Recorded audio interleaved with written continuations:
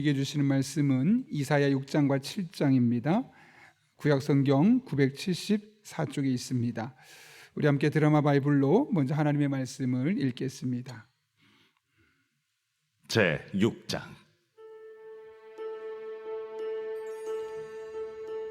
우시야 왕이 죽던 해에 내가 본즉 주께서 높이 들린 보좌에 앉으셨는데 그의 옷자락은 성전에 가득하였고 스랍들이 모시고 섰는데 각기 6 날개가 있어 그 둘로는 자기의 얼굴을 가리었고 그 둘로는 자기의 발을 가리었고 그 둘로는 날며 서로 불러 이르되 거룩하다, 거룩하다, 거룩하다, 만군의 여호와여, 그의 영광이 온 땅에 충만하도다. 이같이 화답하는 자의 소리로 말미암아 문지방의 터가 요동하며 성전의 연기가 충만한지라. 그때에 내가 말하되 화로다, 나여 망하게 되었도다. 나는 입술이 부정한 사람이요 나는 입술이 부정한 백성 중에 거주하면서 만군의 여호와이신 왕을 배웠음이로다 하였더라.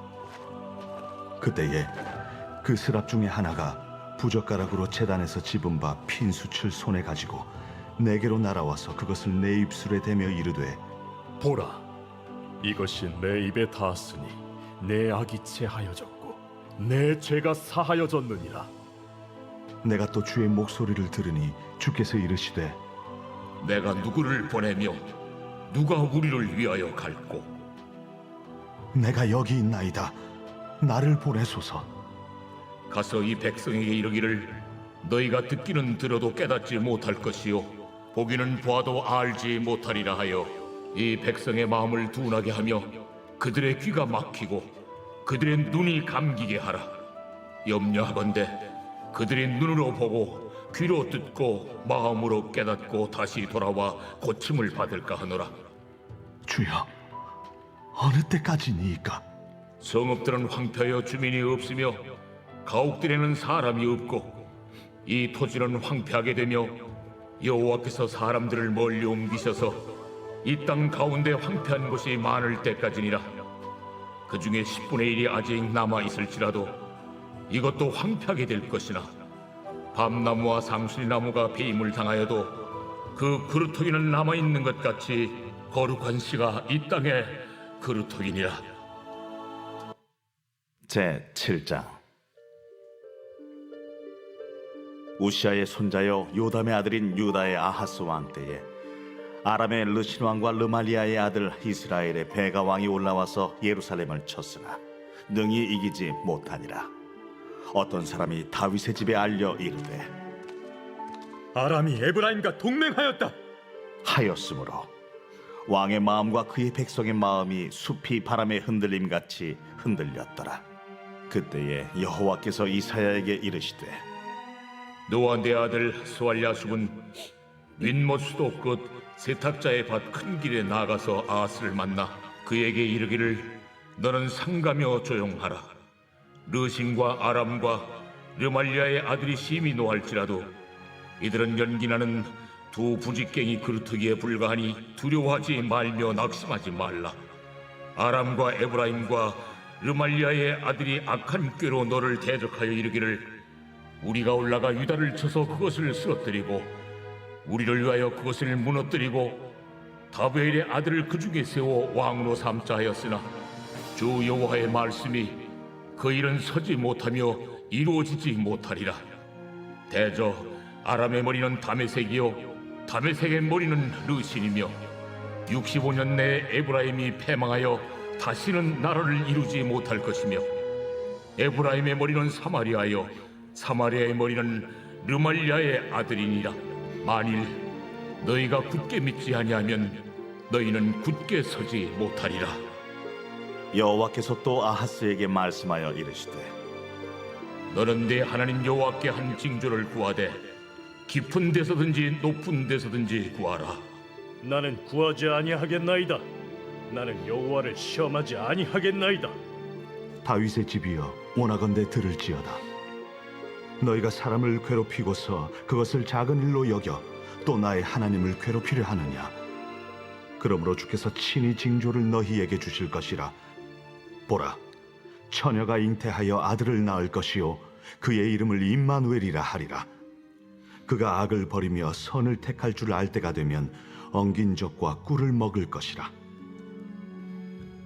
대저 이 아이가 악을 버리며 선을 택할 줄 알기 전에 내가 미워하는 두 왕의 땅이 황폐하게 되리라. 여호와께서 에브라임이 유다를 떠날 때부터 당하여 보지 못한 날을 너와 내 백성과 내 아버지 집에 임하게 하시리니 곧 아수르 왕이 오는 날이니라. 그날에는 여호와께서 애굽 하수에서 먼 곳에 파리와 아수르 땅에 벌을 부르시리니 다 와서 거친 골짜기와 바위 틈과 가시나무 울타리와 모든 초장에 앉으리라. 그날에는 주께서 하수 저쪽에서 새내어 온 삭도 곧 아수르 왕으로 내 백성의 머리털과 발털을 미실 것이요 수염도 깎으시리라. 그날에는 사람이 한 어린 암소와 두 양을 기르리니 그것들이 내는 젖이 많음으로 엉긴 젖을 먹을 것이라. 그 땅 가운데 남아있는 자는 엉긴 젖과 꿀을 먹으리라. 그날에는 1000그루에 은 1000개의 가치가 있는 포도나무가 있던 곳마다 찔레와 가시가 날 것이라. 온 땅에 찔레와 가시가 있으므로 화살과 활을 가지고 그리로 갈 것이요 보습으로 갈던 모든 산에도 찔레와 가시 때문에 두려워서 그리로 가지 못할 것이요 그 땅은 소를 풀어놓으며 양이 밟는 곳이 되리라. 아멘. 예전에 TV에서 한 연예인이 본인이 소장하고 있는 물건들을 밖에 내놓고 이제 싸게 판매하는 그런 장면이 나왔던 적을 본 기억이 있습니다. 살 때는 정말 비싸게 주고 산 건데 한 번도 못 쓰고 장롱에만 모셔놓고 몇 년 동안 있다가 이제 그런 파는 곳에 내놓게 되었던 것이죠. 사실은 그 옷이 크게 가치가 있으려면 사고 나서 계속 입을 때일 겁니다. 아무리 비싼 옷도 창고에 넣어놓으면, 옷장에 넣어놓으면 그 가치는 바랄 수밖에 없는 겁니다.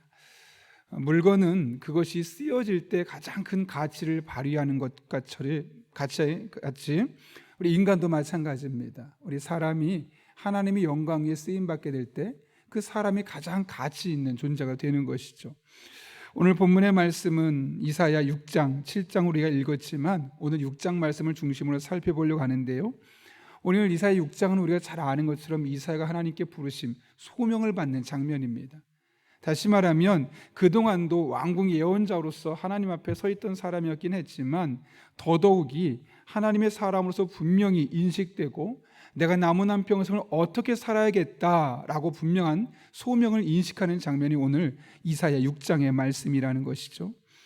그래서 오늘 본문의 말씀 보게 되면 이사야가 하나님의 영광과 임재를 경험하고 난 이후에 그의 반응, 그의 소명을 깨닫고 난 이후에 그가 보였던 반응이 기록되어 있습니다. 특별히 1절과 2절 말씀 보게 되면 하나님의 보좌에 스랍, 즉 하나님의 천사들이 하나님을 모시고 있는 장면이 나옵니다. 원래 스랍이라는 말은 히브리어 단어를 보게 되면 불꽃이다 라는 뜻을 갖고 있는데 이 천사들 곁에 불꽃이 막 타고 있었던 것을 상징적으로 이야기하는 것 같습니다.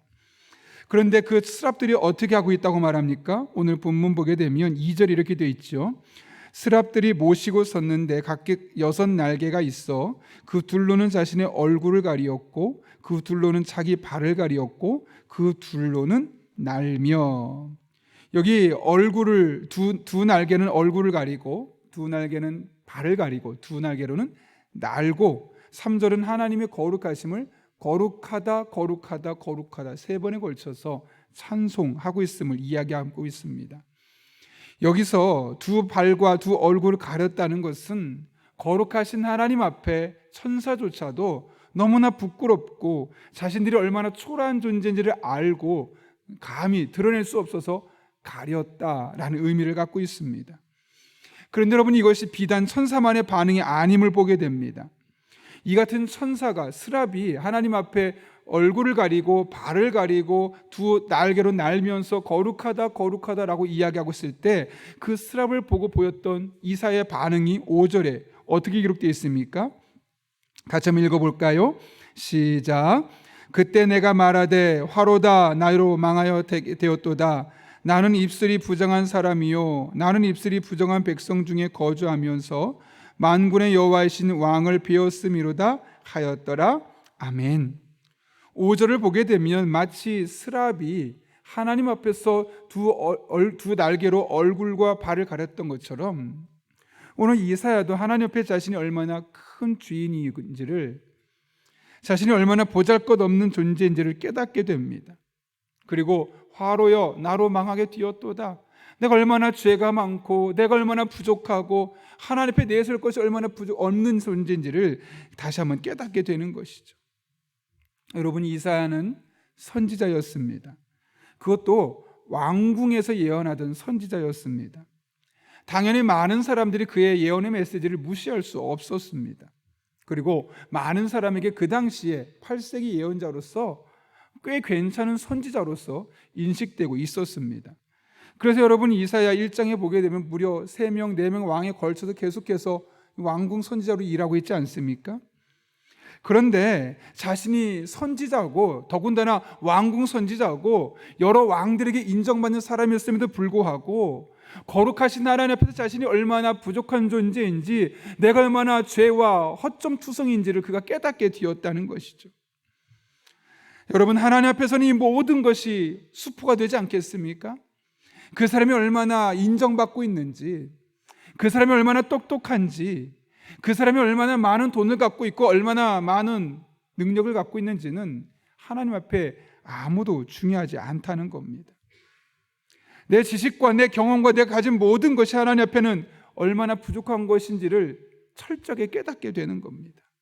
그래서 하나님의 은혜를 깊이 경험한 사람들은 교만할 겨를이 없습니다. 왜냐하면 내가 어떤 존재인지를 늘 인식하니까요. 거룩하신 하나님 앞에 선 나의 모습이 얼마나 보잘것없고 하찮고 얼마나 많은 죄를 늘 짓고 살아가는지가 보이지 않습니까? 하나님이라는 깨끗한 거울 앞에 우리의 모습을 비춰보십시오.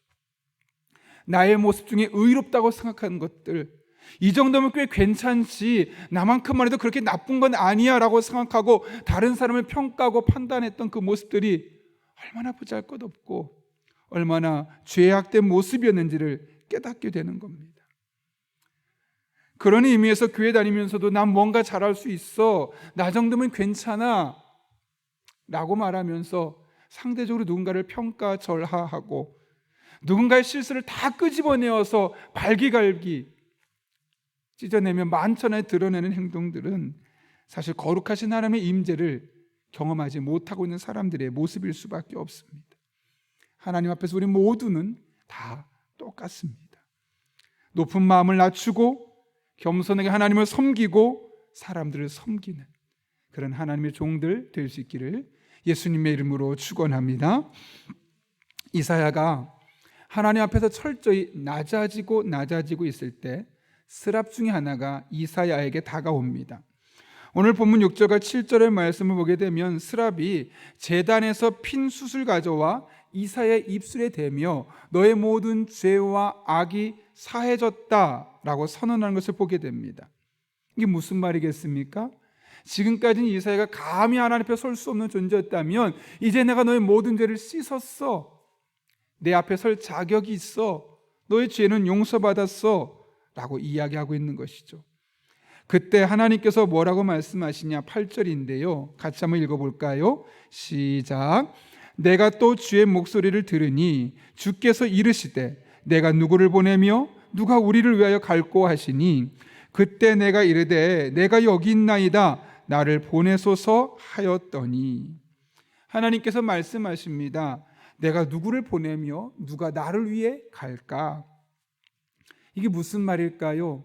하나님을 위해 일할 사람이 필요하다는 것이죠. 이상한 것은 그곳에 많은 스랍들이 있었지만 이 하나님의 부르심에 대해서 아무도 나서지 않습니다. 그런데 그 자리에 있던 이사야가 그 말씀을 자신을 향한 하나님의 부르심으로 받습니다. 그래서 나아가 고백하죠. 그때 내가 이르되 내가 여기 있나이다 나를 보내소서. 이렇게 하나님 앞에 부르심을 받고 하나님이 나를 부르시는구나, 나에게 사명이 있구나 라는 사실을 깨달았던 이사야에게 하나님 뭐라고 말씀하십니까? 사명을 맡기는데 오늘 9절과 10절 말씀 보면 뭔가 조금 이상해 보입니다. 그런데 오늘 본문을 잘 보게 되면 하나님은 이사야에게 말씀을 전하게 하시죠. 어떤 말씀인지 한번 읽어볼까요? 시작. 여호와께서 이르시되 가서 이 백성에게 이르기를 너희가 듣기는 들어도 깨닫지 못할 것이요 보기는 보아도 알지 못하리라 하여 이 백성의 마음을 둔하게 하며 그들의 귀가 막히고 감기게 하라. 염려하건대 그들이 눈으로 보고 귀로 듣고 마음으로 깨닫고 다시 돌아와 고침을 받을까 하노라 하시기로. 여기 보게 되면 하나님은 이스라엘 백성들이 이사야의 말에 대해서 어떻게 반응할지 이미 먼저 알고 계셨습니다. 그것은 들어도 듣지 못하고 깨닫지 못하고 그걸 보아도 알지 못한다는 겁니다. 어떤 분들은 오늘 9절과 10절 말씀 보면 하나님이 마치 이스라엘 백성들을 절대로 용서하지 않는 그런 악명 높은 심판자처럼 볼 수도 있습니다. 그러나 오늘 본문은 그런 의미가 아닙니다.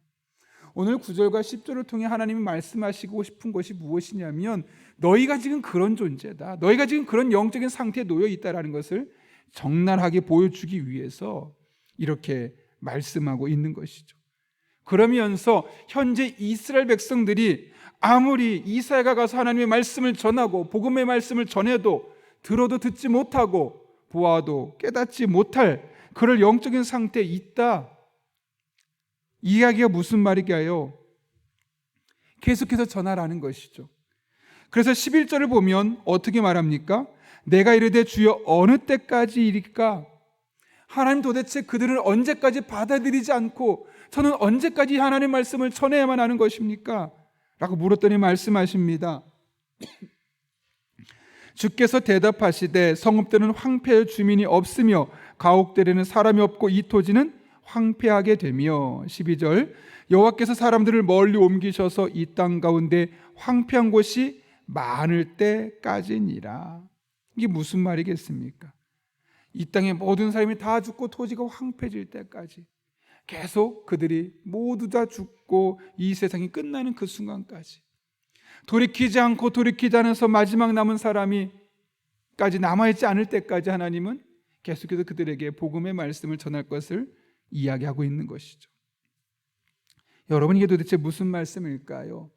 아무리 이야기해도 그들은 듣지 않을 것이라는 거죠. 그렇다고 해서 포기하지 말라는 겁니다. 그들이 듣든지 아니 듣든지 계속해서 하나님의 말씀을 전하는 것이 이사야에게 주어진 사명임을 말씀하고 있는 것이죠. 오늘 우리는 본문의 말씀을 읽으면서 우리가 전도하는 것이 왜 그렇게 힘들까? 그 이유를 분명히 알 수 있습니다. 사람들은 하나님의 말씀에 관심이 없습니다. 복음에 관심이 없습니다. 그들의 영혼이 구원받는 것에 대해서는 전혀 관심이 없습니다. 그들의 인생은 마치 낭떠러지길 향해 달려가는 스프링복이라는 영향처럼 노아의 시대의 사람들처럼 먹고 마시고 자고 누리는 것, 즐기는 것만을 향해 앞을 향해 달려가고 있습니다. 그래서 아무리 복음의 말씀을 전하고 위계의 말씀을 전하고 이렇게 가면 안 된다고 말해도 들리지 않습니다. 깨닫지 못합니다. 도리어 복음을 거부합니다. 아니, 고린도전서의 말씀을 그대로 표현을 쓰게 되면 우리가 믿는 이 십자가의 복음을 미련한 것이라고 이야기합니다. 그리고 그런 예수님을 믿으며 신앙생활하는 우리를 어리석은 사람이라고, 신앙생활은 시간 낭비라고 평가절하합니다. 이것이 이 시대 사람들의 모습입니다. 우리가 아무리 간절한 마음으로, 애타는 마음으로 복음의 능력을 경험한 우리가 세상의 결말을 알고 하나님을 떠난 자의 결말을 알기 때문에 가슴 졸이며 그들에게 다가서도 그들은 이 세상 끝나는 그날까지 복음에 관심이 없고 구원에 관심이 없습니다. 노아 시대 사람들처럼 먹고 마시고 시집가고 장가가다가 세상을 떠나는 일들이 질비하다는 겁니다. 그러할 때 우리가 해야 할 일이 무엇이겠습니까? 하나님께서 오늘 이사야에게 뭐라고 말씀하셨습니까? 그들의 상태가 아무리 영적인 상태가 하나님 말씀을 받아들이지 않아도, 이 세상 모든 것이 끝날 그날까지 그들이 영원히 받아들이지 않아도 계속해서 그 사명감을 가지고 하나님의 말씀을 전할 것을 이야기하고 있지 않습니까? 그렇다면 우리가 해야 할 일은 도대체 무엇이겠습니까? 바로 이 생명의 복음을 전하는 것입니다. 복음이 생명이고 복음이 능력이고 예수 그리스도 안에 삶이 있음을 아무리 이야기해도 거부하고 받아들이지 않는 이 세상에 우린 그럼에도 불구하고 예수 안에 생명이 있다고, 예수 안에 희망이 있고 복음 안에 능력이 있다고, 겉으로 보기에는 미련해 보일 수 있지만 진짜 지혜의 복음을 우리가 전해야만 합니다. 특별히 오래 참으며 복음을 전해야 합니다. 그래서 사도 바울은 디모데에게 이렇게 권면하지 않습니까? 너는 말씀을 전파하라. 때를 얻든지 못 얻든지 항상 힘쓰라. 범사에 오래 참음과 가르침으로 경책하며 경계하며 권하라. 하나님의 말씀을 전하라는 거죠. 예수 그리스도를 소개하라는 것이죠. 언제까지요? 항상. 그리고 모든 일에 오래 참으면서 가르치라는 겁니다. 이것은 이 시대 복음을 거부하는 수많은 사람에게 우리가 해야 할 일입니다. 특별히 아직 복음의 진리를 깨닫지 못하고 신앙생활하는 맛을 알지 못하는 우리 다음 세대들에게 반드시 가르쳐야만 하는, 또 그들에게 향한 우리의 영적인 태도가 되어야 합니다. 교회 나오는 것이 귀찮고 신앙생활하는 것이 의미를 못 찾고 있는 이 다음 세대들이 얼마나 많습니까? 그래서 교회는 나왔지만 청년이 되면서 또 다른 계기가 되면서 교회를 떠나는 사람들이 얼마나 많습니까? 그들에게 우리가 범사에 오래 참음과 가르침으로 경책하며 경계하며 권해야 합니다. 왜냐고요? 3절 말씀 보면 때가 이르니 사람이 바른 교훈을 받지 아니하며 귀가 가리워서 자기의 사욕을 따라 스승을 많이 두고 또 그 귀를 진리에서 돌이켜 허탄한 이야기를 따르리라. 사람들이 바른 이야기를 들으려 하지 않는다는 것이죠. 그리고 영적인 귀가 가려져서 자기의 욕심을 따라 유튜브를 하는 스승을 많이 두고 자기의 마음을 즐겁게 하는 사람의 말을 따라가고. 여러분, 유튜브 알고리즘이 무엇을 의미할까요? 내가 좋아하는 스타일만 찾게 되어 있는 겁니다. 내게 필요한 것을 듣는 것이 아니라 내가 평상시에 좋아하는 스타일만 찾고 있기 때문에 오늘 디모데후서 말씀을 따르면 귀가 가리워서 자기의 사욕을 따를 스승을 많이 두는 것과 다름이 없는 겁니다. 또 그 길을 진리에서 또 이렇게 허탄한 이야기를 따라갑니다. 말도 안 되는 세상 이야기를 따라갑니다. 그때 뭐라고 말합니까? 너는 이 모든 일에 신중하여 고난을 받으며 전도자의 일을 하며 내 직무를 다하라. 이 시대는 바른 교훈을 받아들이지 않습니다. 자기의 사욕을 추구하는 것이 가장 중요한 목적입니다. 그럴수록 우리는 우리의 사명을 기억해야 하겠습니다. 하나님께서 이사야에게 주신 사명이 곧 우리 한 사람 한 사람에게 주신 사명입니다. 때를 얻든지 못 얻든지 오늘 만나는 사람들에게 예수님이 소망임을, 복음이 참 지혜임을 전하는 저와 여러분 될 수 있기를 바랍니다. 그래서 철옹성같이 닫혀있던 그들의 마음에 균열이 생기고 그 균열이 생긴 곳에 복음이 들어가 그들의 삶의 생각이 조금씩 달라지는 그런 놀라운 은혜가 오늘도 여러분을 통해 여러분의 자녀들의 마음속에, 또 여러분을 만나는 이들의 마음속에 심겨질 수 있기를 예수님의 이름으로 축원합니다. 우리 함께 기도하겠습니다. 거룩하신 아버지 하나님, 오늘 하나님의 말씀을 통하여 이 하루도 우리가 어떤 모습으로 살아야 할지 깨닫게 하시는 데 진심으로 감사를 드립니다. 거룩하신 하나님의 존전에서 우리가 얼마나 무력한 존재인지 깨닫고 누군가를 평가하고 판단할 것이 아니라 나의 연약함을 바라보고 하나님만을 의지할 수 있는 주의 종들 되게 하여 주옵소서.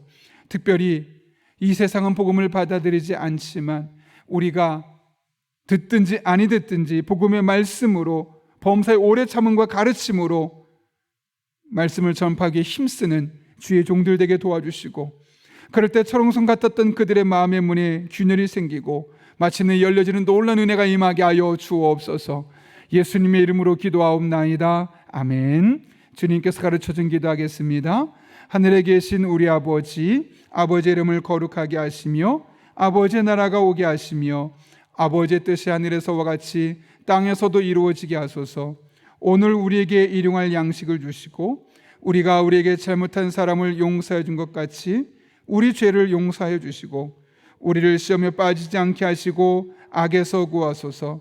나라와 권능과 영광이 영원히 아버지의 것입니다. 아멘. 우리 함께 기도하실 때 오늘 말씀을 기억하며 기도합니다. 특별히 우리 자녀들, 우리 주변에 있는 이들이 복음의 말씀을 거부하고 하나님을 잘 받아들이지 않을 때 우리가 그들을 위해 기도하고 그들에게 복음을 전하는 순간 그들의 마음에 균열이 생기고 하나님을 향해 마음의 문이 열려지는 은혜가 있게 해달라고 기도합니다. 한 걸음 나아가 내가 오늘 성령으로 충만하게 하시고 오늘도 마땅히 기도할 바를 알게 하시며 이를 통해 모든 것을 합력해 선을 이루시는 하나님의 은혜를 경험할 수 있게 해달라고 우리의 가정을 위해 기도합니다. 부모님들은 일터와 직장에서, 자녀들은 학교에서 예수님의 제자로서 믿음의 본을 보이게 하시고 이를 수행할 수 있는 능력을 더해달라고 오늘도 교회가 수요 전도대원들이 복음을 전하는데 그분들에게 힘과 능력을 더해주시고 복음을 전하는데 힘쓰는 수요 전도대원들의 가정과 삶의 능력을 더해주시며 또 소그룹의 리더로 헌신하는 우리 오이코스 리더들 한 사람 한 사람에게 능력을 부어주시며 그들의 삶을 보고해 더해달라고 또 하나님께서 만드신 이 세상을 우리가 아름답게 보호하고 사랑할 수 있게 도와주시며 여러 가지 갈등 상황에 있는 문제들이 풀려질 수 있게 달라고 또 이태원 사건으로 인해서 아직도 아파하고 있는 많은 분들의 마음을 하나님 친히 해결해 주시고 전쟁의 공포 속에서 힘들어하고 있는